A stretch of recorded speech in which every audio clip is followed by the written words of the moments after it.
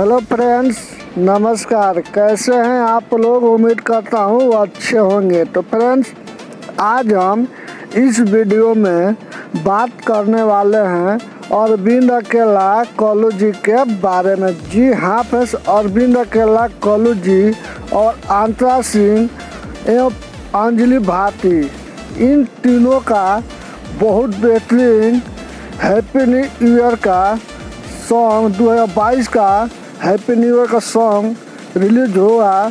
जिस सॉन्ग का नाम है भाभी न्यू ईयर के चांदा दे दो। जी हाँ फ्रेंड्स, भाभी न्यू ईयर के चांदा दे दो बहुत बेहतरीन सॉन्ग है, बहुत ज़बरदस्त सॉन्ग है। इसका डेमो है थारा भाई कलुआ। जी हाँ फ्रेंड्स, थारा भाई कलुआ बहुत बेहतरीन सॉन्ग है।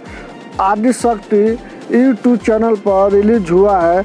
अगर आप लोग नहीं देखे हैं तो एक बार ज़रूर जाइए और इस सॉन्ग को मज़ा लीजिए और प्लीज़ मेरे चैनल को सब्सक्राइब ज़रूर कर लीजिए।